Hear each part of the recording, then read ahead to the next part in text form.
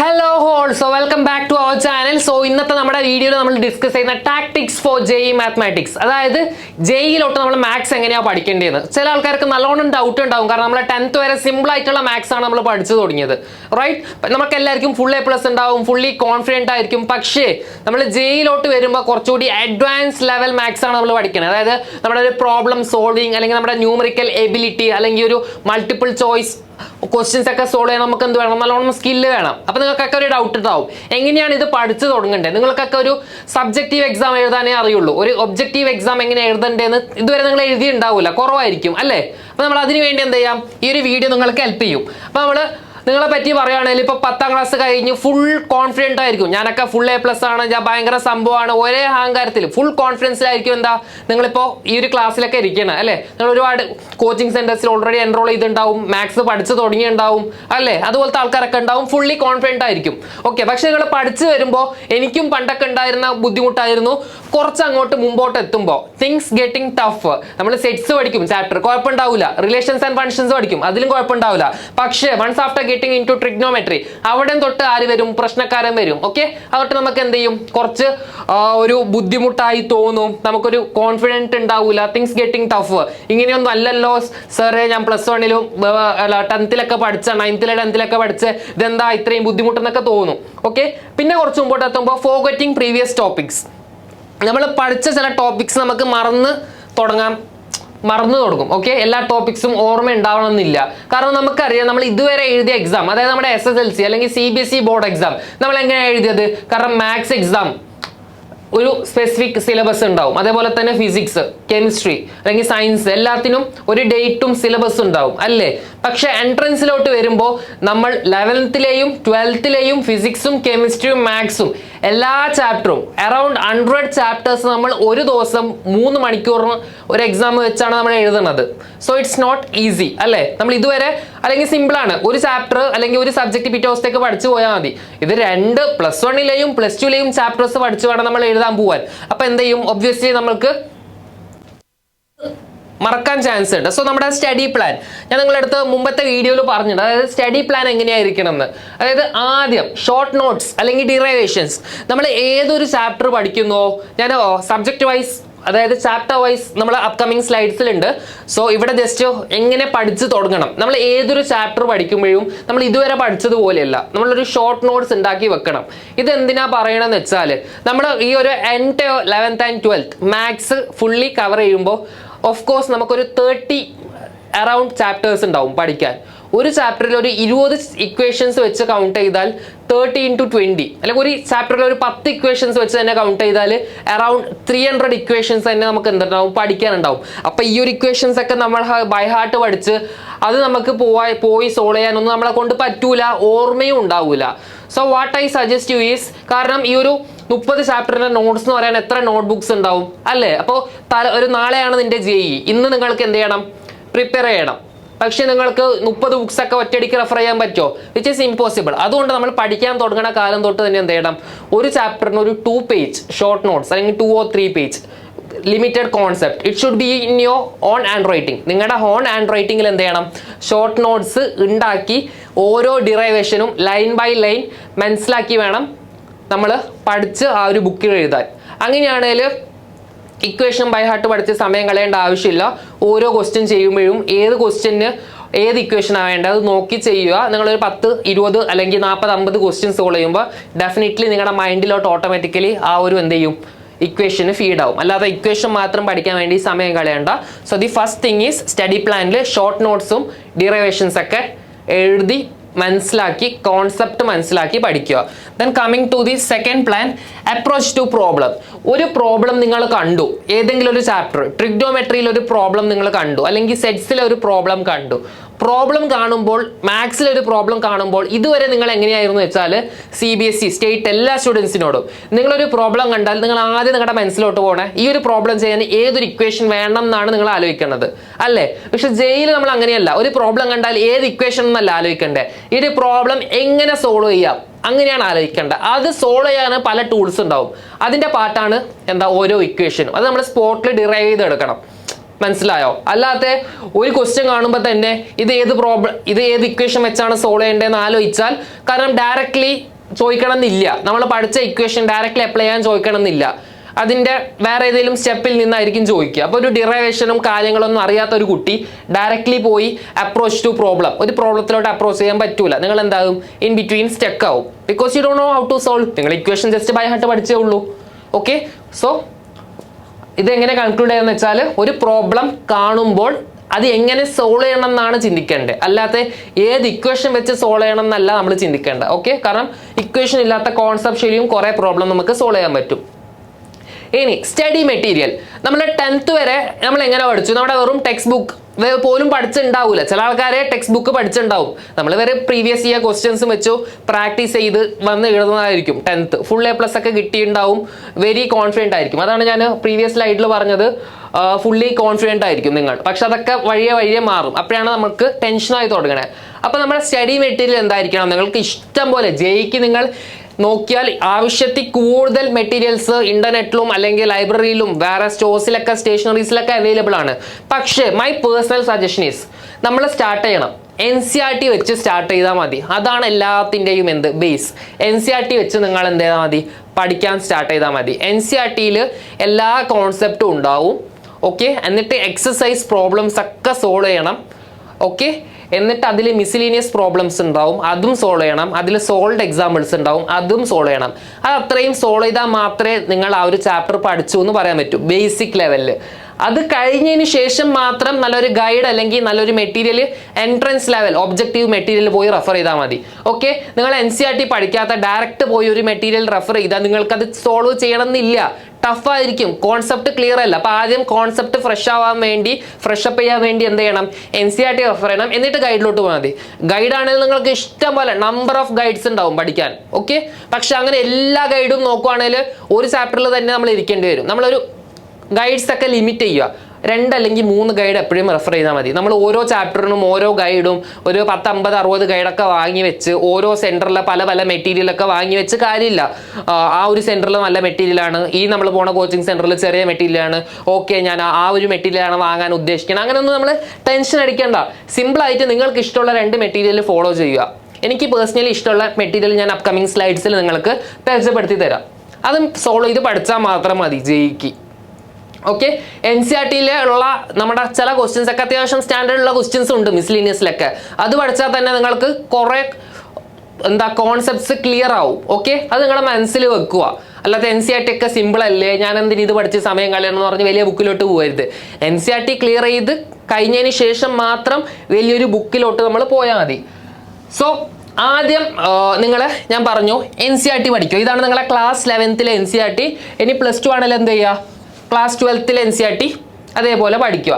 അത് കഴിഞ്ഞ് നമുക്ക് ഗ്രാഫിക്കൽ റെപ്രസെൻറ്റേഷൻ ഞാൻ അപ്കമിങ് സ്ലൈഡ്സിൽ പറയും. അതായത് നമ്മൾ എന്ത് പഠിക്കുമ്പോഴും വിഷ്വലൈസ് ചെയ്ത് പഠിക്കുക. നമ്മൾ ഇതുവരെ പഠിച്ചത് പോലെയല്ല. നമ്മൾ ഈ ഒരു 11th and 12th മാത്സിലോട്ട് വരുമ്പോൾ നമുക്ക് കുറേ ഫംഗ്ഷൻസ് പഠിക്കാനുണ്ട്, കാൽക്കുലസ് പഠിക്കാനുണ്ട്. So will be dealing with many geometrical meaning, then will be dealing with many graphs, will be dealing with functions. നമുക്കൊരു ഫംഗ്ഷൻ്റെ മാക്സിമം വാല്യൂ അല്ലെങ്കിൽ മിനിമം വാല്യൂ ഒക്കെ ഫൈൻഡ് ചെയ്യാനുണ്ടാവും. ഇനിയിപ്പോൾ JEE മെയിൻസ് അല്ലെങ്കിൽ അഡ്വാൻസിൻ്റെ കാൽക്കുലസ് പ്രോബ്ലംസിലോട്ട് പോകുമ്പോൾ നമ്മൾക്ക് ഫംഗ്ഷൻസിനെ പറ്റി പഠിക്കാനുണ്ടാവും. ഫംഗ്ഷൻസിന്റെ ഷിഫ്റ്റ്, ഫംഗ്ഷൻ എങ്ങനെയാ ഷിഫ്റ്റ് ആവണേ, ട്രാൻസ്ഫോർമേഷൻസ് എങ്ങനെയാ, അതിനെ പറ്റിയൊക്കെ പഠിക്കാനുണ്ടാവും. അതിനെ പറ്റിയൊക്കെ ബേസിക് ധാരണ. നിങ്ങൾക്ക് ഗ്രാഫ് എന്താണെന്ന് അറിയില്ല, y = x എന്ന് പറഞ്ഞാൽ അതൊരു ഐഡന്റിറ്റി ഫംഗ്ഷൻ ആണെന്ന് അറിയില്ല, y = x² ഒരു പാരാബോളിക് ഷേപ്പ് ആണെന്ന് അറിയില്ല, പിന്നെ y = x³ അറിയില്ല, അസിപ്നോട്ട് എന്ന് പറഞ്ഞാൽ എന്താണെന്ന് അറിയില്ല, അതേപോലെ തന്നെ 1/x ഗ്രാഫ് എന്താണെന്ന് അറിയില്ല. ഇതൊക്കെ നമ്മൾ പല ചാപ്റ്റേഴ്സിൽ പലയിടത്തും നമ്മൾ ഗ്രാഫ് വരക്കും. ട്രിഗ്നോമെട്രിക് ഫംഗ്ഷൻസിന്റെ ഗ്രാഫ് അറിയില്ല. അപ്പം ഗ്രാഫ്സിനെ പറ്റി ഒരു ഐഡിയ ഉണ്ടാവാൻ വേണ്ടി ഈ ഒരു ബുക്ക് ഹരിയന്തിൻ്റെ പ്ലേ വിത്ത് ഗ്രാഫ്സ് എന്നുള്ളൊരു ബുക്ക് ഇത് കയ്യിലുണ്ടായിരിക്കുന്നത് നല്ലതാണ്. ഓക്കെ, ഇത് ഫുള്ള് പഠിച്ച് ബൈഹാർട്ട് ചെയ്യണമെന്നല്ല, ഡൗട്ടുള്ളതൊക്കെ എടുത്ത് നോക്കാം. അത്യാവശ്യം ഗ്രാഫ്സിനെ പറ്റി നല്ലോണം എക്സ്പ്ലെയിൻ ചെയ്യുന്നുണ്ട് ഈ ഒരു ബുക്കിൽ. ഈ ഒരു ബുക്കിലുള്ള കോൺസെപ്റ്റ് ഒക്കെ ക്ലിയർ ആണെങ്കിൽ കാൽക്കുലസിൻ്റെ പ്രോബ്ലംസ് ഒക്കെ ഇക്വേഷൻ പോലും ഇല്ലാത്ത ബൈ ജോമെട്രിക്കൽ മീനിങ് നമ്മൾക്ക് എന്ത് ചെയ്യാൻ പറ്റും, ലിമിറ്റ്സിലൊക്കെ പ്രോബ്ലം സിമ്പിളായി സോൾവ് ചെയ്യാൻ പറ്റും. ഇതും ഓക്കെ NCERTയും കഴിഞ്ഞു. പിന്നെ ഇതുപോലത്തെ ഗ്രാഫ്സിന് റെഫർ ചെയ്യാൻ പ്ലേ വിത്ത് ഗ്രാഫും കഴിഞ്ഞാൽ പിന്നെ നിങ്ങൾക്ക് നല്ലൊരു ഗൈഡ് റെഫർ ചെയ്യാം. ഇവിടെ ഞാൻ റെഫർ ചെയ്യുന്ന ഗൈഡാണ് സെൻകേജ്. സെൻകേജ് എന്ന് പറയുന്നത് അത്യാവശ്യം സ്റ്റാൻഡേർഡ് ഗൈഡാണ് JEE മെയിൻസിന്. അതിൽ അത്യാവശ്യം നല്ലോണം ഒബ്ജക്റ്റീവ് ക്വസ്റ്റ്യൻസ് ഉണ്ട്. അത് വെച്ച് നിങ്ങൾക്ക് പ്രാക്ടീസ് ചെയ്യാം. ഈ ഒരു ബുക്കിൽ തന്നെ മോർ ദാൻ ഇനഫ് ക്വസ്റ്റ്യൻസ് ഉണ്ട്. ഇനിയും വേറെ ഗൈഡിലോട്ട് പോയി സമയം കളയേണ്ട ആവശ്യമില്ല. നിങ്ങൾ ഒരു ചാപ്റ്ററിൽ നിന്ന് മാക്സിമം 200 ക്വസ്റ്റ്യൻസ് സോൾവ് ചെയ്ത് പഠിക്കുക. ഓക്കെ, 200 150 to 200 ആ ഒരു ക്വസ്റ്റ്യൻ തന്നെ ഇതിലുണ്ടാവും എല്ലാ ചാപ്റ്ററിൽ നിന്നും. അത്രയും ക്വസ്റ്റ്യൻ നമ്മൾ ഓൾറെഡി പരിചയപ്പെട്ടിട്ടുണ്ടെങ്കിൽ ഏത് ക്വസ്റ്റ്യനും നമുക്ക് ചെയ്യാൻ പറ്റും JEE മെയിനിലോട്ട് വരുമ്പോൾ. Okay, so going to the next slide. പിന്നെ ഞാൻ പറഞ്ഞു പ്ലേ വിത്ത് ഗ്രാഫ് വെച്ച് ഓരോ ഗ്രാഫും നമ്മൾ വിഷ്വലൈസ് ചെയ്ത് പഠിക്കണം. ഓക്കെ, നമ്മളിപ്പോൾ കാൽക്കുലസിലോ അല്ലെങ്കിൽ ട്രിഗ്നോമെട്രിയോ ഇപ്പം നമ്മൾ റിലേഷൻസ് ആൻഡ് ഫങ്ഷൻസ് പഠിക്കുമ്പോൾ റേഞ്ച് എന്താണെന്നൊക്കെ പഠിച്ചു കൊടുക്കും. അത് നമ്മളൊരു NCERT ലെവൽ അല്ലെങ്കിൽ സ്കൂൾ ലെവലിൽ നമ്മൾ പഠിക്കുവാണെങ്കിൽ ഓക്കെ, ഡൊമൈൻ എന്ന് പറഞ്ഞാൽ ഇൻപുട്ട് വാല്യൂ, റേഞ്ച് എന്ന് പറഞ്ഞാൽ ഔട്ട്പുട്ട് വാല്യൂ, അങ്ങനെയൊക്കെ നമ്മൾ പഠിക്കും. പക്ഷേ അത് വിഷ്വലൈസ് ചെയ്ത് ഗ്രാഫിക്കൽ മീനിങ് അറിയണമെങ്കിൽ നമ്മൾക്കൊരു സൈറ്റ് ഉണ്ട്, desmos.com. Okay, desmos.com. ഈ ഒരു സൈറ്റ് ഭയങ്കര ബ്യൂട്ടിഫുൾ സൈറ്റാണ്. ഇത് നിങ്ങൾ വിസിറ്റ് ചെയ്യുവാണെങ്കിൽ അവിടെ നമ്മൾക്ക് ഓരോ ഷേപ്സിന്റെ ജോമെട്രിക്കൽ മീനിങ് അണ്ടർസ്റ്റാൻഡ് ചെയ്യാൻ പറ്റും. അവിടെ അതിൻ്റെ ഒരു സ്ക്രീൻഷോട്ട് വെച്ചിട്ടുണ്ട് ആ ഒരു വെബ്സൈറ്റിൽ. നമ്മളിപ്പോൾ sin x എന്ന് അവിടെ അടിച്ചു കൊടുത്താൽ sin x ന്റെ ഗ്രാഫ് നമുക്ക് കിട്ടും. പിന്നെ sin x + x എന്ന് അടിച്ചാൽ അതിന്റെ ഗ്രാഫ് കിട്ടും. ഏതൊരു ഗ്രാഫും നമുക്ക് എന്ത് ചെയ്യാൻ പറ്റും, വിഷ്വലൈസ് ചെയ്യാൻ പറ്റും. എന്ത് ഡൗട്ട് ഉണ്ടെങ്കിലും ഇപ്പം ഇതിന്റെ ഡൊമൈൻ എന്താ, റേഞ്ച് എന്താ, ഇപ്പം നമുക്കിവിടെ ഡൊമൈൻ എന്താ, റേഞ്ച് എന്താന്നൊക്കെ ഈ ഒരു ഗ്രാഫ് വെച്ച് തന്നെ നമുക്ക് എന്ത് ചെയ്യാൻ പറ്റും, പറയാൻ പറ്റും. അപ്പം ഗ്രാഫിക്കലി നമ്മൾ JEE മെയിൻസിലോട്ട് ഇറങ്ങുമ്പോൾ എല്ലാം നമ്മൾ ഗ്രാഫിക്കലി പഠിച്ചാൽ അത്രയും നല്ലതാണ്. ഓക്കെ, മനസ്സിലാക്കി പഠിക്കുക. എല്ലാത്തിനും അതിൻ്റെതായ ലിറ്ററൽ ആൻഡ് ജോമെട്രിക്കൽ മീനിങ് ഉണ്ട്. ഓക്കെ, ഇനി നെക്സ്റ്റ് ഞാൻ പറഞ്ഞു എങ്ങനെ പഠിക്കണം, ഒരു വർക്ക് ഫ്ലോ എങ്ങനെയായിരിക്കണം. ആദ്യം NCERT പഠിക്കുക. ഓക്കെ, NCERT വെച്ചായിരിക്കും നിങ്ങളുടെ ഏതൊരു സെൻറ്ററും ഏതൊരു കോച്ചിങ് ഇൻസ്റ്റിറ്റ്യൂട്ടും. നമ്മുടെ NCERT ആണ് സിലബസ് JEE മെയിൻസിൻ്റെ. അപ്പോൾ NCERT വെച്ച് തുടങ്ങുക. ഓക്കെ, നെക്സ്റ്റ് സ്റ്റെപ്പ് അതിലുള്ള ഓരോ കോൺസെപ്റ്റും പഠിക്കുക, അതിലുള്ള ഓരോ ഡിറൈവേഷൻസും പഠിക്കുക. കോൺസെപ്റ്റ് പഠിക്കുക, ഡിറൈവേഷൻസ് അതുപോലെ തന്നെ പഠിക്കുക. ഓക്കെ, കോൺസെപ്റ്റ് ഇപ്പോൾ ലെറ്റ്സ് സേ ഇപ്പോൾ അവർ ഡൊമൈനെ പറ്റി പറയുകയാണ്. അപ്പോൾ ഡൊമൈൻ എന്ന് പറഞ്ഞാൽ എന്താണ്, റേഞ്ച് എന്ന് പറഞ്ഞാൽ എന്താണ്. ഓക്കെ, പിന്നെ ഡിറൈവേഷൻ, നമ്മൾ ട്രിഗ്നോമെട്രി എന്ന് പറയുന്ന ചാപ്റ്ററിലോട്ട് പോകുമ്പോൾ അവിടെ പല ഡിറൈവേഷൻസ് ഉണ്ടാവും. നമ്മൾ ജസ്റ്റ് ഇക്വേഷൻസ് ബൈ ഹാർട്ട് പഠിക്കുന്നല്ലാണ്ട് ആ ഒരു ഇക്വേഷൻ എങ്ങനെ കിട്ടി, എങ്ങനെയാണ് ഡിറൈവ് ചെയ്യുന്നത് മനസ്സിലാക്കുക. കാരണം you are not preparing for any board exam, you are just preparing for JEE main exam. അപ്പോൾ നിങ്ങൾ ട്രിഗ്നോമെട്രിയുടെ ഡിറൈവേഷനൊക്കെ നല്ല രീതിയിൽ നിങ്ങൾക്ക് അറിയുമെങ്കിൽ, ബൈ ഹാർട്ട് പഠിക്കരുത്, ചെയ്യാൻ അറിയുമെങ്കിൽ നിങ്ങളുടെ അത്രയും സ്ട്രോങ് ആയിരിക്കും ഏതൊരു ക്വസ്റ്റ്യനും നിങ്ങൾക്ക് സോൾവ് ചെയ്യാൻ പറ്റും. എന്നിട്ട് ലെവൽ 1 ആദ്യം തന്നെ ഇപ്പം നിങ്ങൾ സെറ്റ്സ് എന്ന് പറയുന്ന ഒരു ചാപ്റ്റർ പഠിച്ചു, എന്നിട്ട് ഡയറക്റ്റ് പോയി JEE അഡ്വാൻസ് സോൾവ് ചെയ്യാൻ നിന്നാൽ ഡെഫിനറ്റ്ലി കിട്ടൂല. കാരണം JEE അഡ്വാൻസ് എന്ന് പറഞ്ഞാൽ അത്രയും ഡിഫിക്കൽട്ട് ഉള്ള ഒരു എക്സാം ആണ്. അപ്പം മിക്സ്ഡ് അപ്പ് ഓഫ് കോൺസെപ്റ്റ് ഉണ്ടാവും, മിക്സ്ഡ് ചാപ്റ്റേഴ്സ് ആയിരിക്കും, മൾട്ടിപ്പിൾ ചാപ്റ്റേഴ്സിലെ കോൺസെപ്റ്റ് വെച്ച് അത് ചെയ്യാൻ പറ്റും. അപ്പം ആദ്യം എന്ത് ചെയ്യുക, ലെവൽ 1 കീം ലെവലിലുള്ള ക്വസ്റ്റ്യൻസ് എന്ത് ചെയ്യുക, പഠിക്കുക. ഓക്കെ, കീം ലെവലിലുള്ള ക്വസ്റ്റ്യൻസ് പഠിക്കുക, സിമ്പിൾ ആയിട്ടുള്ള ഒബ്ജക്റ്റീവ് ക്വസ്റ്റ്യൻസ് പ്രാക്ടീസ് ചെയ്യുക. ഇനി NCERT കഴിഞ്ഞ് നിങ്ങൾക്ക് വേറെയും ചില NCERT പഠിച്ചു, അതിലുള്ള ക്വസ്റ്റ്യൻസ് ഒക്കെ ലിമിറ്റഡ് ആണ്, എനിക്ക് കോൺസെപ്റ്റ് ക്ലിയർ ആയില്ല, ഇനിയും വേറെ കുറച്ച് ക്വസ്റ്റ്യൻസ് എനിക്ക് പഠിക്കാൻ താല്പര്യമുണ്ട്, അങ്ങനെ പക്ഷേ കീമിലോട്ട് നിങ്ങൾ എത്തിയില്ല, ആ ഒരു ലെവൽ ക്വസ്റ്റ്യൻ പഠിക്കാൻ താല്പര്യം ഉണ്ടെങ്കിൽ നിങ്ങൾക്ക് മാസ്റ്റർ ദി NCERT എന്ന് പറയുന്ന ഒരു ബുക്ക് ഉണ്ട്, അറിയാൻ മാസ്റ്റർ ദി NCERT. ആ ഒരു ബുക്ക് നിങ്ങൾ റെഫർ ചെയ്യുക. ആ ഒരു ബുക്കിൽ നമുക്ക് നല്ലോണം സിമ്പിൾ ആയിട്ടുള്ള ഒബ്ജക്റ്റീവ് ക്വസ്റ്റ്യൻസ് ഉണ്ടാവും. അത് വെച്ച് നിങ്ങൾക്ക് നിങ്ങളുടെ എന്താ ചെയ്യാം, കോൺസെപ്റ്റ് ഡെവലപ്പ് ചെയ്ത് വരാം. എന്നിട്ട് ഒരു അത്രയും കോൺസെപ്റ്റ് പഠിച്ച് നിങ്ങൾ ആ ഒരു ചാപ്റ്ററിൽ എക്സ്പേർട്ട് ആയി എന്ന് തോന്നിയാൽ നിങ്ങൾക്ക് എന്ത് ചെയ്യാം, ലെവൽ 2 JEE മെയിനിലെ ക്വസ്റ്റ്യൻ നിങ്ങൾക്ക് സോൾവ് ചെയ്യാം. അത് ഞാൻ നേരത്തെ റെഫർ ചെയ്ത സെൻകേജ് എന്ന് പറയുന്ന മെറ്റീരിയൽ ഇല്ലേ, ആ ഒരു മെറ്റീരിയൽ വെച്ച് നിങ്ങൾക്ക് JEE മെയിൻ, ആ ഒരു മെറ്റീരിയൽ തന്നെ JEE അഡ്വാൻസ്ഡ് ക്വസ്റ്റ്യൻ ഉണ്ടാവും. പക്ഷെ JEE അഡ്വാൻസ് ക്വസ്റ്റ്യൻ ഇപ്പം നിങ്ങൾ തൽക്കാലം ചെയ്യാറായില്ല. കാരണം ഒന്നോ അല്ലെങ്കിൽ ഒരു ചാപ്റ്റർ വെച്ച് തന്നെ ആയിരിക്കില്ല JEE വേണ്ട ക്വസ്റ്റ്യൻ, 2-3 ചാപ്റ്ററിന്റെ കോൺസെപ്റ്റ് ഉണ്ടാവും. അപ്പോൾ നിങ്ങളുടെ +1 ഒരു 10-12 ചാപ്റ്റർ ഒക്കെ കവർ ആയതിനു ശേഷം മാത്രം JEE അഡ്വാൻസിലോട്ട് വരിക. ഓക്കെ, അത്രയും ചാപ്റ്റർ മിക്സ്ഡപ്പ് ആയിട്ടുള്ള പ്രോബ്ലംസ് ആയിരിക്കും. അപ്പോൾ JEE മെയിനിലെ പ്രോബ്ലംസ് നല്ല രീതിയിൽ തന്നെ സോൾവ് ചെയ്യാൻ തുടങ്ങുക. അപ്പോൾ ഒരു ചാപ്റ്ററിൽ നിന്ന് എത്ര പ്രോബ്ലം സോൾവ് ചെയ്യുമെന്ന് വെച്ചാൽ ഡെഫിനറ്റ്ലി നിങ്ങൾ ഒരു ചാപ്റ്ററിൽ നിന്ന് അറ്റ്ലീസ്റ്റ് ഒരു 100 പ്രോബ്ലംസ് എങ്കിലും നിങ്ങൾ സോൾവ് ചെയ്യണം. എന്നാലേ നിങ്ങൾക്ക് ആ ഒരു ചാപ്റ്റർ ക്ലിയർ ആവുള്ളൂ. 100 പ്രോബ്ലംസിൽ ഒരു 30 പ്രോബ്ലംസ് ലെവൽ 1ഉം പിന്നെ ഒരു 45 പ്രോബ്ലംസ് ലെവൽ 2ഉം, പിന്നെ അതായത് ലെവൽ 1 എന്ന് പറഞ്ഞാൽ കീം ലെവൽ, പിന്നെ 45 JEE മെയിൻ ലെവൽ ഒരു 45 ക്വസ്റ്റ്യൻ. അപ്പോൾ 30 + 45 എത്രയായി, 75. ഒരു 25 JEE അഡ്വാൻസ് ലെവൽ പ്രോബ്ലം നിങ്ങൾ സോൾവ് ചെയ്യുകയാണെങ്കിൽ നിങ്ങൾ ആ ഒരു ചാപ്റ്റർ എക്സ്പേർട്ട് ആയി എന്നാണ് അർത്ഥം. ഓക്കെ, പിന്നെ നിങ്ങൾക്ക് വരുന്ന പ്രശ്നം എന്ന് വെച്ചാൽ നിങ്ങളുടെ കോൺഫിഡൻസ് പോകും. എപ്പോഴാണെന്ന് വെച്ചാൽ ഒരു ചാപ്റ്ററിൽ നിന്ന് 100 അല്ലെങ്കിൽ 200 ക്വസ്റ്റ്യൻസ് ഒക്കെ നിങ്ങൾ സോൾവ് ചെയ്തു, എന്നിട്ടും നിങ്ങൾക്ക് ആ ഒരു ചാപ്റ്ററിലെ ഒരു ക്വസ്റ്റ്യൻ സോൾവ് ചെയ്യാൻ പറ്റണില്ല. അതായത് ടഫ് ആയിട്ടുള്ള ഒരു ചോദ്യം. അപ്പം നിങ്ങൾ വിഷമിക്കണ്ട. കാരണം 100 ക്വസ്റ്റ്യൻ ചെയ്തു എന്ന് വെച്ച് എല്ലാ ക്വസ്റ്റ്യനും ചെയ്യണമെന്നില്ല. കാരണം nobody is going to score full marks for what JEE advance അല്ലെങ്കിൽ ജെഇ മെയിൻസിന് മാത്സിൽ 100% തന്നെ കിട്ടണമെന്നില്ല. മാത്സിൽ ഒരു 95% ഒക്കെ കിട്ടണമെങ്കിൽ ഒരു 50% ഓഫ് ദി ക്വസ്റ്റ്യൻസ് സോൾവ് ചെയ്യാൻ മതി. ഓക്കെ, അപ്പൊ അങ്ങനെയാണെങ്കിൽ ടഫ് ആയിട്ടുള്ള ക്വസ്റ്റ്യൻ ഒഴിവാക്കുക, കുഴപ്പമില്ല. നിങ്ങൾ കുറച്ചുകൂടി പ്രാക്ടീസ് ചെയ്ത് ഒരു 1-2 മാസം കഴിഞ്ഞ് നോക്ക്, അപ്പൊ നിങ്ങൾക്ക് കിട്ടുമായിരിക്കും. ഓക്കെ, നിങ്ങൾ മേക്ക് ഷുവർ ചെയ്യേണ്ടത് ഒരു ചാപ്റ്ററിൽ 100 ക്വസ്റ്റ്യൻസ് ഒക്കെ നിങ്ങൾ പ്രാക്ടീസ് ചെയ്ത് പഠിച്ചാൽ നിങ്ങൾക്ക് അറ്റ്ലീസ്റ്റ് ഒരു 90% ഓഫ് ദി ക്വസ്റ്റ്യൻസ് എങ്കിലും സോൾവ് ചെയ്യാൻ പറ്റണം. ഓക്കെ, അത്രയും മതി. ബാക്കി ഒരു 10% ടഫ് ആയിരിക്കും, അത് നിങ്ങളുടെ ലെവലിലുള്ളതല്ല എന്ന് വിശ്വസിക്കുക. ഓക്കെ, ആ 90% ക്വസ്റ്റ്യൻസ് സോൾവ് ചെയ്യാൻ പറ്റുന്നുണ്ടെങ്കിൽ അടുത്ത ചാപ്റ്ററിലോട്ട് പോവുക. അല്ലാത്ത ഈ ഒരു ചാപ്റ്ററിന്റെ ഏതൊരു ക്വസ്റ്റ്യനും സോൾവ് ചെയ്തേ പറ്റൂ എന്ന് പറഞ്ഞിരിക്കേണ്ട. ഞാൻ പെർഫെക്റ്റ് സ്കോർ എടുക്കാൻ പോവാണ് മാത്സിൽ എന്ന് പറഞ്ഞു. അങ്ങനെയാണെങ്കിൽ നിങ്ങൾ ആ ഒരു ചാപ്റ്ററിലേ ഉണ്ടാവുള്ളൂ, അടുത്ത ചാപ്റ്ററിലോട്ട് പോകാൻ സമയം ഉണ്ടാവില്ല. അപ്പോൾ ഒരു ചാപ്റ്ററിലെ ഒരു 90% ക്വസ്റ്റ്യൻസ് നിങ്ങൾക്ക് സോൾവ് ചെയ്യാൻ പറ്റുന്നുണ്ട് ഒറ്റയ്ക്ക്. ഓക്കെ, അങ്ങനെയാണെങ്കിൽ that is fine. 100% questions solve ചെയ്യാൻ ആരെ കൊണ്ട് പറ്റിയെന്ന് വരില്ല. ചിലപ്പോൾ അത്രയും കോംപ്ലിക്കേറ്റഡ് ക്വസ്റ്റ്യൻസ് ആയിരിക്കും അത്. ചിലപ്പോൾ നിങ്ങളുടെ ലെവൽ ഗ്രാജുവലി ഗ്രോ ആയി വന്ന് നിങ്ങളൊരു 12th പോർഷൻസ് ഒക്കെ കഴിഞ്ഞ് നിങ്ങളൊരു ജെഇ അഡ്വാൻസിലെ മോഡൽ എക്സാം ഒക്കെ എഴുതി തുടങ്ങുമ്പോൾ ചിലപ്പോൾ നിങ്ങൾക്ക് പറ്റുമായിരിക്കും.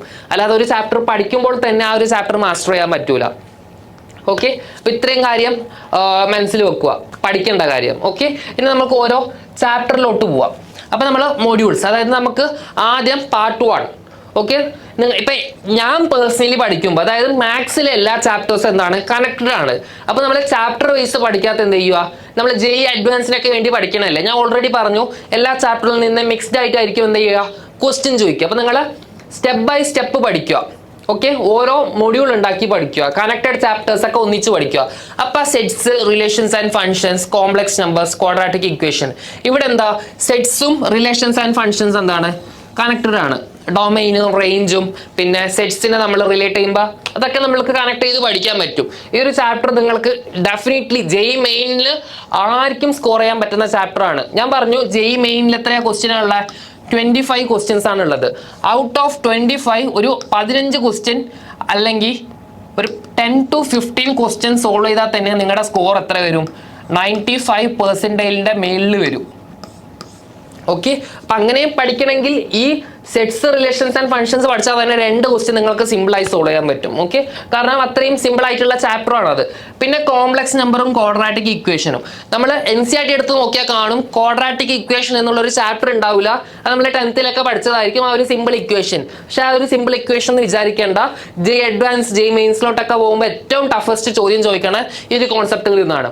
സിമ്പിൾ ഇക്വേഷൻ നമുക്കറിയാം, -b + (-√b² - 4ac / 2a) അതാണ് ഇക്വേഷൻ. പക്ഷെ ആ ഒരു ഇക്വേഷൻ വെച്ച് നാച്ചുറൽ ഓഫ് റൂട്ടോ അതുപോലെ പല ആപ്ലിക്കേഷൻ ലെവൽ ചോദ്യം ചോദിക്കാം. അപ്പൊ ഇതൊക്കെ ക്വാഡ്രാറ്റിക് ഇക്വേഷൻ ഒക്കെ അല്ലേ നമുക്ക് നല്ല പ്രാക്ടീസ് ഉണ്ടെങ്കിൽ ഒറ്റ ഇക്വേഷൻ ആ ഒരു ചാപ്റ്ററിൽ പഠിക്കാനുള്ളൂ, ഒറ്റ കോൺസെപ്റ്റേ പഠിക്കാനുള്ളൂ. ആ ഒരു കോൺസെപ്റ്റ് നല്ലോണം പഠിച്ച് ഒരു 100 ക്വസ്റ്റ്യൻസ് ആ ഒരു ചാപ്റ്ററിൽ നിന്ന് നമ്മൾ പ്രാക്ടീസ് ചെയ്തിട്ടുണ്ടെങ്കിൽ ഡെഫിനറ്റ്ലി കോംപ്ലക്സ് നമ്പേഴ്സ് നമ്മൾക്ക് എന്താവും, ഈസി ആവും. കാരണം 2 ചാപ്റ്ററും കണക്റ്റഡ് ആണ്. ക്വാഡ്രാറ്റിക് ഇക്വേഷനിൽ റിയൽ റൂട്ട് കിട്ടാത്ത ക്വസ്റ്റ്യൻസ് ആണ് നമ്മൾ ഇമാജിനറി റൂട്ട് എന്ന് പറഞ്ഞ് കോംപ്ലക്സ് നമ്പേഴ്സിൽ പഠിക്കുന്നത്. ഓക്കെ, ഈ 4 ചാപ്റ്റേഴ്സും നമ്മൾക്ക് സിമ്പിളായി പഠിക്കാൻ പറ്റും ബൈ പ്രാക്ടീസ്. ഓക്കെ, ഈ കോംപ്ലക്സ് നമ്പർ വേറെ ഒരു ചാപ്റ്റർ ആയിട്ടും കണക്റ്റഡ് അല്ല, ഇത് ഇങ്ങനെ തന്നെ നിൽക്കുന്ന ചാപ്റ്റർ ആണ്. അപ്പോൾ ഈ ഒരു ചാപ്റ്റർ നിങ്ങൾക്ക് മാസ്റ്റർ ചെയ്യാൻ സിമ്പിൾ ആണ്. നമ്മൾ കണക്റ്റഡ് ചാപ്റ്റർ പഠിക്കുമ്പോൾ ഒരു ചാപ്റ്റർ മാത്രം പഠിച്ച കാര്യമില്ല, എല്ലാ ചാപ്റ്ററും ഒന്നിച്ച് പഠിക്കണം. പക്ഷേ ഇതുപോലത്തെ ചാപ്റ്റർ ആണെങ്കിൽ കോംപ്ലക്സ് നമ്പറും ക്വാഡ്രാറ്റിക് ഇക്വേഷൻ പഠിച്ചു കഴിഞ്ഞാൽ ദാറ്റ് മീൻസ് അത് റിലേറ്റഡ് വേറെ ഒന്നുമില്ല, അത് മാസ്റ്റർ ചെയ്ത് കഴിഞ്ഞാൽ അവിടുത്തെ ക്വസ്റ്റ്യൻ സോൾവ് ചെയ്യാൻ പറ്റുന്ന എന്താണ് ഉറപ്പാണ്. അടുത്ത സ്ലൈഡിലോട്ട് പോകുമ്പോൾ ഇതാണ് കുറച്ച് പേർക്ക് ട്രിക്കി ആയി തോന്നുന്ന ചാപ്റ്റർ. അതായത് വലിയ 2-3 പേജ് സൊല്യൂഷൻ ഒന്നും ആയിരിക്കില്ല, ജസ്റ്റ് 2 വേർഡ് ആയിരിക്കും ഇതിൻ്റെയൊക്കെ ആൻസർ. ഓക്കെ, ഒറ്റ ഒരു ലൈനിൽ നമുക്ക് ഇതിന്റെ ആൻസർ കിട്ടും. പെർമുട്ടേഷൻ, കോമ്പിനേഷൻ ഒക്കെ അതായിട്ട് കണക്റ്റഡ് ആയി വരുന്ന ചാപ്റ്റർ ആണ് പ്രോബാബിലിറ്റി. നമ്മൾ ഇതുവരെ പഠിച്ച പ്രോബാബിലിറ്റി അല്ല, 10th പഠിച്ച നമ്മൾ 11th and 12th 2 ഇയറും നമുക്ക് പ്രോബാബിലിറ്റി പഠിക്കാനുണ്ട്. അപ്പൊ അവിടെ നമ്മൾ പെർമുട്ടേഷൻസ് ആൻഡ് കോമ്പിനേഷൻസിന്റെ കുറച്ച് കോൺസെപ്റ്റ് യൂസ് ചെയ്താണ് പ്രോബാബിലിറ്റിയിലെ കുറച്ച് ക്വസ്റ്റ്യൻസ് നമുക്ക് സോൾവ് ചെയ്യാനുള്ളത്. ഓക്കെ, പക്ഷേ പെർമുട്ടേഷൻ ആൻഡ് കോമ്പിനേഷനും പ്രോബാബിലിറ്റി നിങ്ങൾക്ക് പക്ക ക്ലിയർ ആണെങ്കിൽ ഡെഫിനറ്റ്ലി ഇവിടുന്ന് നല്ലൊരു സ്കോർ നിങ്ങൾക്ക് എടുക്കാൻ പറ്റും. ഓക്കെ, കാരണം അത്രയും അത്രയും ടൈം കൺസ്യൂമിംഗ് അല്ല, ഇറ്റ്സ് പ്യുവർ ലോജിക്. ഈ രണ്ട് ചാപ്റ്ററിലെ ക്വസ്റ്റ്യൻ എന്താണ്? പ്യുവർ ലോജിക് ആണ്. നിങ്ങൾ എത്ര പ്രാക്ടീസ് ചെയ്യുന്നു അത്രയും നിങ്ങൾക്ക് ഈ ഒരു ചാപ്റ്ററിലെ ക്വസ്റ്റ്യൻ സോൾവ് ചെയ്യാനുള്ള എന്ത് കൂടി വരും? സ്കിൽസ് കൂടി വരും. അപ്പൊ ഈ ഒരു ചാപ്റ്റർ മാക്സിമം പ്രാക്ടീസ് ചെയ്യുക. സിമ്പിൾ ആയിട്ടുള്ള ക്വസ്റ്റ്യൻ വെച്ച് പ്രാക്ടീസ് ചെയ്യുക. ആദ്യം NCERT പ്രാക്ടീസ് ചെയ്യുക, എന്നിട്ട് നിങ്ങൾ എന്ത് ചെയ്യാം, ഞാൻ നേരത്തെ പറഞ്ഞ മാസ്റ്റർ ദി NCERT എന്ന് പറയുന്ന ബുക്ക് പ്രാക്ടീസ് ചെയ്യുക, എന്നിട്ട് നിങ്ങളുടെ സെന്ററിൽ നിന്ന് തരുന്ന മെറ്റീരിയൽ റെഫർ ചെയ്യുക, എന്നിട്ട് NKGയിലെ ക്വസ്റ്റ്യൻസ് സോൾവ് ചെയ്യുക. അങ്ങനെ സോൾവ് ചെയ്യുകയാണെങ്കിൽ പെർമുട്ടേഷൻസ് ആൻഡ് കോമ്പിനേഷൻസ് നല്ല രീതിയിൽ നമുക്ക് എന്ത് ചെയ്യാൻ പറ്റും? സ്കോർ ചെയ്യാൻ പറ്റും. ഈ രണ്ട് ചാപ്റ്റർ എന്താണ്? കണക്റ്റഡ് ആണ്. പിന്നെയുള്ള സ്റ്റാറ്റിസ്റ്റിക്സ് അത് ഇൻഡിപെൻഡന്റ് ആയി കിടക്കുന്ന ചാപ്റ്റർ ആണ്. അത് മെയിന് എപ്പോഴും സ്റ്റാൻഡേർഡ് ഡീവിയേഷൻ അല്ലെങ്കിൽ മീനിന്റെ ഒക്കെ സിമ്പിൾ ആയിട്ടുള്ള ചോദ്യം ചോദിക്കാറുണ്ട്. ബൈ പ്രാക്ടീസ് അതും നിങ്ങൾക്ക് എക്സ്പെർട്ട് ആവാൻ പറ്റും. ഓക്കെ. പിന്നെ ബൈനോമിയൽ തിയറമും സീക്വൻസ് ആൻഡ് സീരീസ്. ഇതിൽ സീക്വൻസ് ആൻഡ് സീരീസ് നമ്മൾ പണ്ട് 10th പഠിച്ചിട്ടുണ്ട്, അരിത്മെറ്റിക് പ്രോഗ്രഷൻ ഒക്കെ. അപ്പൊ അതിന്റെയും കൂടി കുറച്ചുകൂടി അഡ്വാൻസ്ഡ് ജോമെട്രിക് പ്രോഗ്രഷൻ ഒക്കെ ആയി വരുന്നതാണ് സീക്വൻസ് ആൻഡ് സീരീസ്. അതുപോലെ തന്നെ ബൈനോമിയൽ തിയറം, എക്സ്പാൻഷൻസ്, നമ്മൾ A+B² ഒക്കെ പറയൂലേ, അതുപോലെ തന്നെ A+B⁵, അതിനൊക്കെ സൊല്യൂഷൻസ് പറയുന്ന ഒരു ചാപ്റ്റർ ആണ് ബൈനോമിയൽ തിയറം. ഓക്കെ. അപ്പൊ ഇവിടെ നിന്ന് പെർമുട്ടേഷൻ ആൻഡ് കോമ്പിനേഷൻ നിന്ന് സ്ഥിരം ചോദിക്കുന്ന ചോദ്യമാണ് position of A word in A dictionary. പിന്നെ ബൈനോമിയൽ തിയറത്തിൽ സ്ഥിരം ചോദിക്കുന്ന ചോദ്യമാണ് ജനറൽ ടേം. പിന്നെ സ്റ്റാറ്റിസ്റ്റിക്സിൽ സ്ഥിരം ചോദിക്കുന്ന ചോദ്യമാണ് എന്താ? Standard deviation is added by a term k, അങ്ങനെയാണ് അതിൽ റിസൾട്ടിങ്. അതുപോലത്തെ കുറെ ചോദ്യങ്ങളൊക്കെ ചോദിക്കും ഈ രണ്ട് ചാപ്റ്റർ. അപ്പൊ ഇത്രയും ഈസിയസ്റ്റ് ചാപ്റ്റർ ആണ്. റിലേഷൻസ് ആൻഡ് ഫംഗ്ഷൻസും പിന്നെ കോംപ്ലക്സ് നമ്പറും ക്വാഡ്രാറ്റിക് ഇക്വേഷൻ കമ്പാരിറ്റീവ്ലി ഡിഫിക്കൽട്ട് എന്ന് പറയാം. പക്ഷേ ഈ രണ്ട് ചാപ്റ്റർ ഈസിയാണ്. സ്റ്റാറ്റിസ്റ്റിക്സും ബൈനോമിയൽ തിയറമും സീക്വൻസ് ആൻഡ് സീരീസ്, ഈ 5 ചാപ്റ്റർ വെരി ഈസിയാണ്. നിങ്ങൾക്ക് ആർക്ക് വേണമെങ്കിലും സിമ്പിളായി പഠിക്കാൻ പറ്റും. ഞാൻ ഓൾറെഡി നിങ്ങളുടെ അടുത്ത് പറഞ്ഞു എത്രയും നമ്മളൊരു 10 to 15 ക്വസ്റ്റ്യൻ ആണ് ടാർഗറ്റ് ചെയ്യണത്. അപ്പൊ നമ്മൾ ചാപ്റ്റേഴ്സ് സെലക്ട് ചെയ്ത് പഠിക്കാനും പറ്റും. നമ്മൾ മെയിൻ ആണ് ടാർഗറ്റ് ചെയ്യുന്നെങ്കിൽ അഡ്വാൻസ് ആണെങ്കിൽ എല്ലാ ചാപ്റ്ററും പഠിക്കാം നമുക്ക്. ഓക്കെ. പിന്നെ നമ്മൾ ഈ ഒരു ജോമെട്രി സെഷനിലോട്ട് വരുമ്പോൾ ഈ ഇത്രയും സെക്ഷൻ എന്താണ്? കണക്റ്റഡ് ആണ്. കാരണം സ്ട്രൈറ്റ് ലൈൻസ് പഠിച്ചാലേ കോണിക് സെക്ഷൻ നമുക്ക് പഠിക്കാൻ പറ്റൂ. പിന്നെ അത് കഴിഞ്ഞ വെക്ടർ ആൾജിബ്ര, 3D ജോമെട്രി, അതിന്റെ ആപ്ലിക്കേഷൻസ് ആയി വരുന്നത്. ഇതിൽ വെക്ടർ ആൾജിബ്ര കുഴപ്പമുണ്ടാവില്ല, കാരണം നമ്മളത് ഫിസിക്സിൽ മോഷന്റെ പ്ലെയിനിൽ ബേസിക് കോൺസെപ്റ്റ് നമ്മൾ പഠിക്കുന്നുണ്ട് വെക്ടർ ആൾജിബ്രയുടെ. പിന്നെ 3D ജോമെട്രി എന്ന് പറഞ്ഞാൽ ഈ സെയിം സ്ട്രൈറ്റ് ലൈനിന്റെ കോൺസെപ്റ്റ് ആണ്. ഇത് നമ്മൾ 2 ഡയമെൻഷനിലാണ് ഇത്രയും പഠിക്കുന്നത്, ഇവിടെ നമ്മൾ 3 ഡയമെൻഷനിൽ പഠിക്കുന്നു. ആ ഒരു വ്യത്യാസമേ ഉള്ളൂ.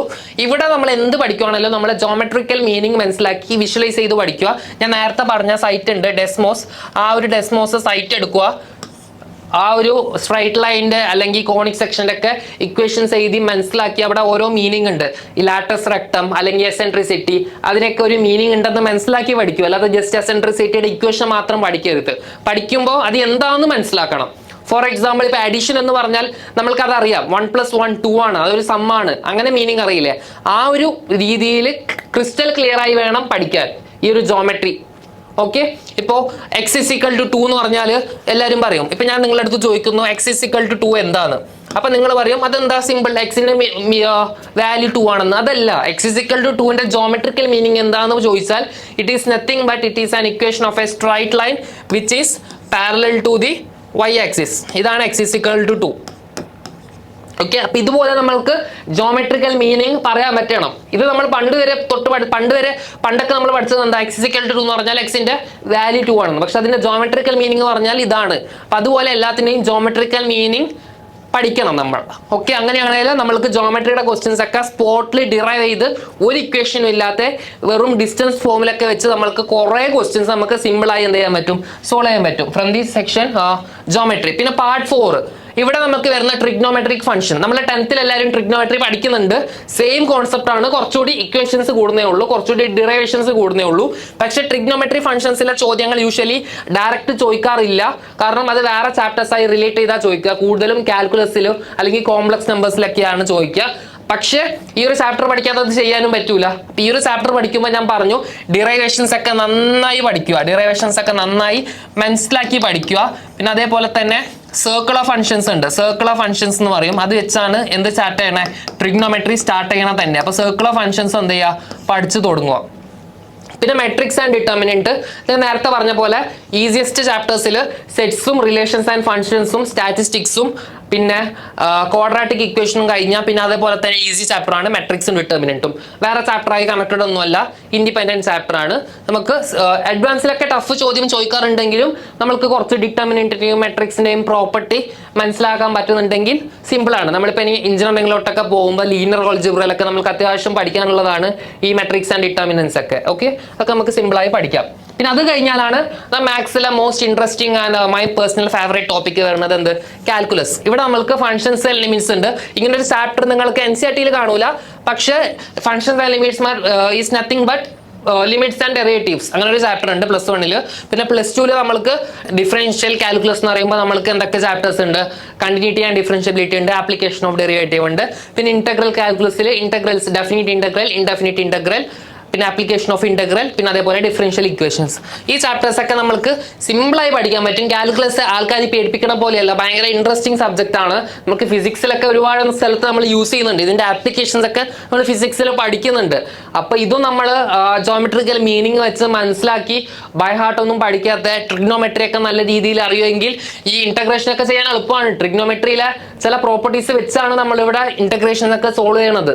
ഓക്കെ, അപ്പൊ അത് നിങ്ങൾ പഠിക്കുക, ഈസി ചാപ്റ്റർ സെലക്ട് ചെയ്യുക. ഓക്കെ, പിന്നെ ഞാൻ പറഞ്ഞ കാര്യങ്ങളൊക്കെ ഓർത്തു വെക്കുക. അതായത് ഷോർട്ട് നോട്ട് എപ്പോഴും വേണം. ഓരോ ചാപ്റ്ററിനും അതിൻ്റെതായ ഷോർട്ട് നോട്ട്സ് ഉണ്ടാക്കാൻ തുടങ്ങണം, ഒരിക്കലും മറക്കരുത്. ഷോർട്ട് നോട്ട്സ് വേണം. ദെൻ സെക്കൻഡ് തിങ്, കോൺസെപ്റ്റ് മനസ്സിലാക്കി പഠിക്കുക. തേർഡ് തിങ്, ബൈ ഹാർട്ട് പഠിക്കരുത്. ഫോർത്ത് തിങ്, കുറേ മെറ്റീരിയൽസ് പോയി റെഫർ ചെയ്യരുത്. Limited number of materials refer ചെയ്യുക, പക്ഷെ മാക്സിമം ക്വസ്റ്റ്യൻസ് കവർ ചെയ്യുക.